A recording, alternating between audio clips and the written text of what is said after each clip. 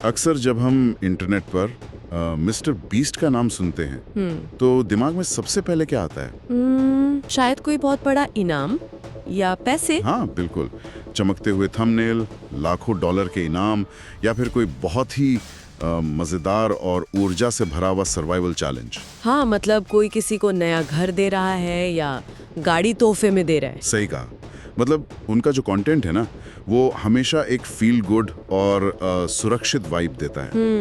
हमें पता होता है कि चाहे जो हो जाए अंत में सब कुछ ठीक ही होगा, क्योंकि वहाँ एक बहुत बड़ी प्रोडक्शन टीम मौजूद है ना? बिल्कुल। लेकिन आज हम जिस पर बात करने वाले हैं वो इस सबसे बिल्कुल अलग है।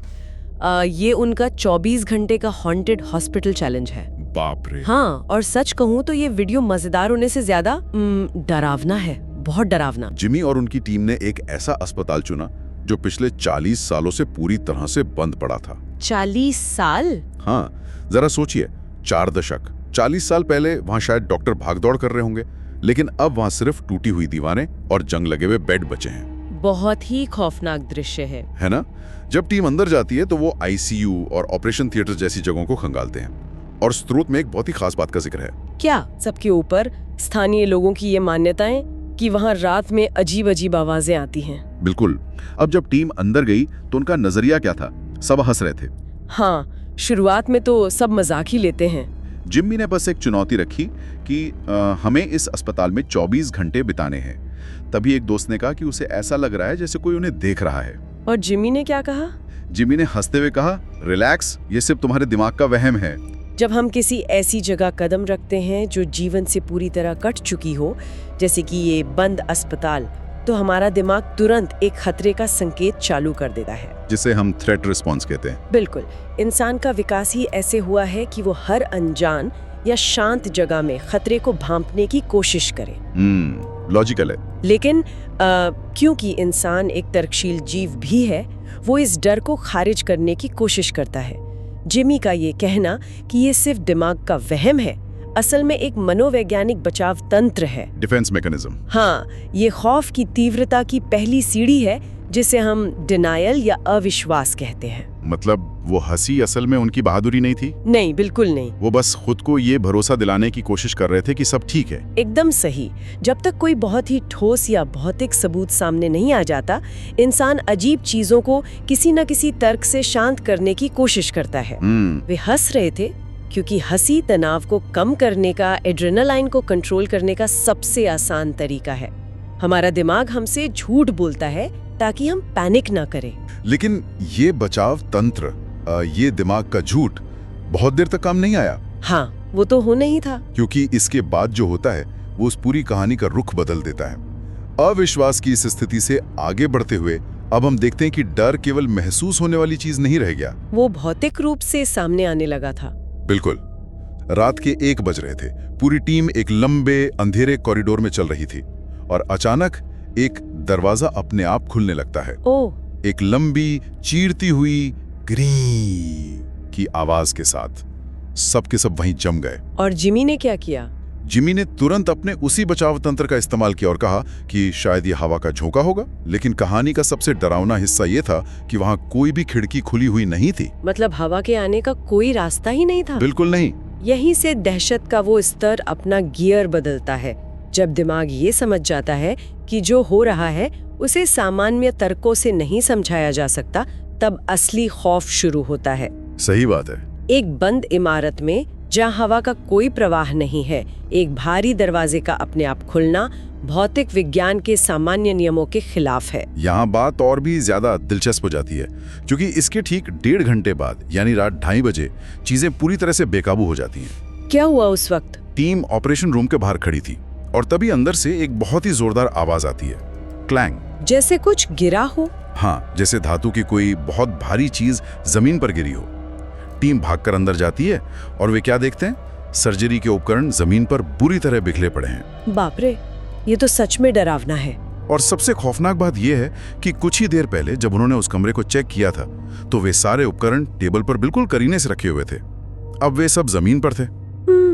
लेकिन मैं यहाँ थोड़ा प्रतिवाद करना चाहूंगा, मतलब थोड़ा पुशबैक देना चाहूंगा। हाँ, बताइए। हम 40 साल पुरानी इमारत की बात कर रहे हैं, लकड़ियां सड़ चुकी होंगी, फर्श कमजोर होगा। क्या ये मुमकिन नहीं है कि किसी के चलने के कंपन से या इमारत के पुरानेपन के कारण वो टेबल हिल गई हो? ये एक वैध सवाल है। मतलब 40 साल में पहली बार उस अस्पताल में शायद गुरुत्वाकर्षण ने अपना काम किया हो। क्या ये संभव नहीं है कि डर के कारण जो टीम पहले ही घबराई हुई थी वो हर साधारण सी घटना को बढ़ा चढ़ाकर देख रही थी?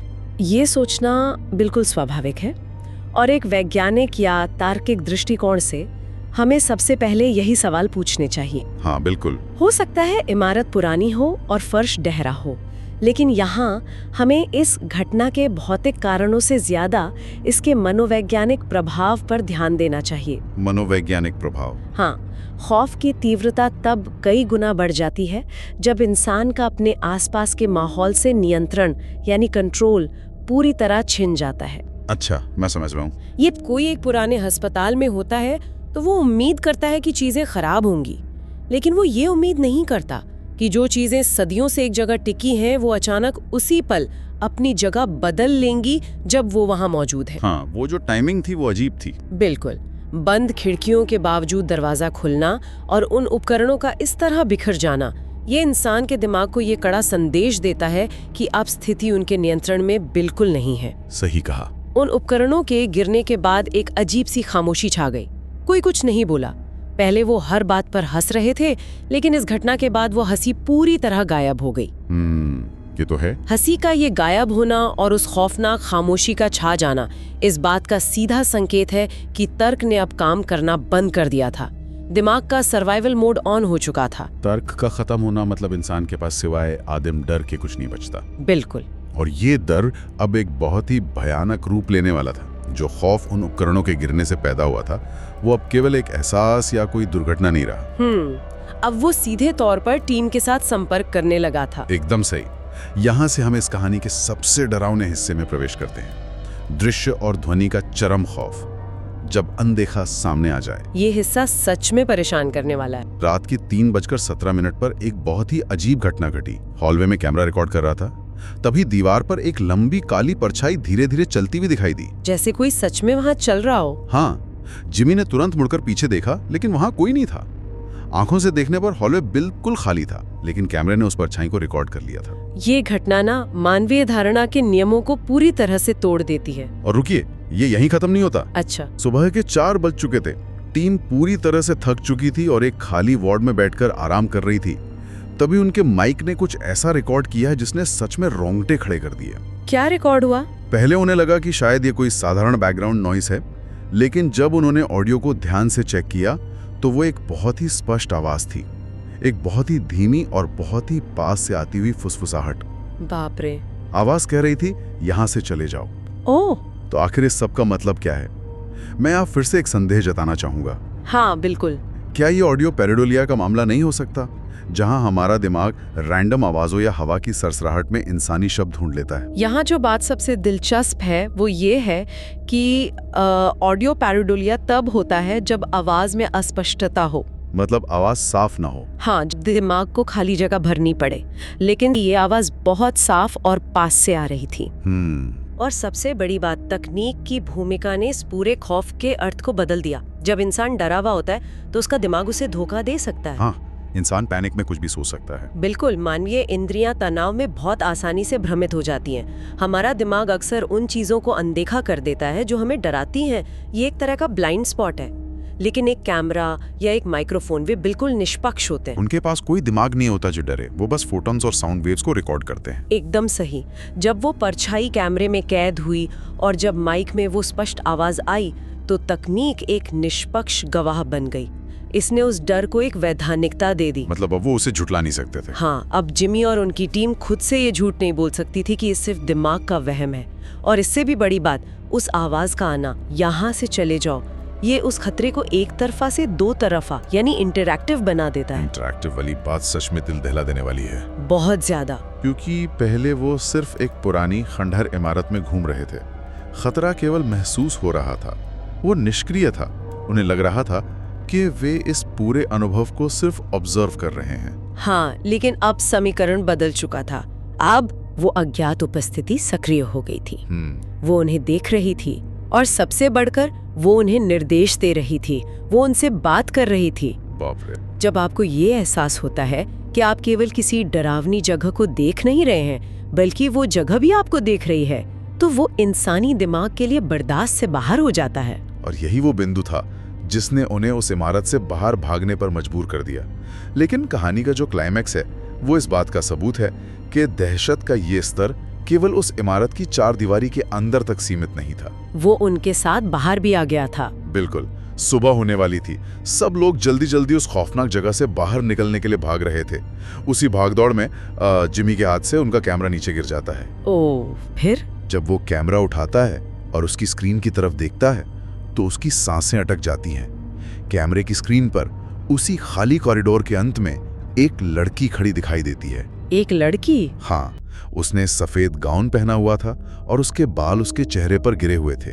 वो हिल नहीं रही थी, बस वहीं खड़ी होकर उन्हें देख रही थी। My God! जिमी ने तुरंत अपनी आंखें स्क्रीन से हटाकर सामने असल कॉरिडोर में देखा, लेकिन वहां कोई नहीं था। कॉरिडोर बिल्कुल खाली था। और स्क्रीन पर? उसने फिर से कैमरे की स्क्रीन देखी और वो लड़की अब भी वहीं स्क्रीन के अंदर खड़ी थी। ये तो किसी बुरे सपने जैसा है। मैं इस स्थिति की तुलना ना एक ऐसी भूल भुलैया से करना चाहूंगा जहां इंसान को लगता है कि वो बाहर आ गया है, लेकिन असल में वो अभी भी उसी में कैद है। क्या तकनीक के माध्यम से किसी भूतिया चीज को देखना उसे अपनी नंगी आंखों से देखने से ज्यादा खौफनाक नहीं है? ये एक बहुत ही शानदार तुलना है। अगर कोई चीज नंगी आंखों से दिखती है तो कम से कम ये पता होता है कि वो उसी भौतिक दुनिया के नियमों से बंधी है जिसमें इंसान खुद है। सही बात है। लेकिन अगर वो केवल एक डिजिटल स्क्रीन पर मौजूद है और असल दुनिया में नहीं, तो इसका मतलब है कि वो भौतिक नियमों से पूरी तरह आजाद है।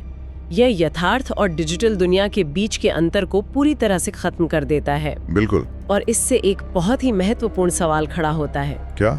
सुरक्षित स्थानों की अवधारणा के बारे में। सुरक्षित स्थान मतलब जैसे बचपन में हम मानते थे कि रजाई के अंदर छुप गए तो भूत नहीं आएगा। बिल्कुल वैसा ही।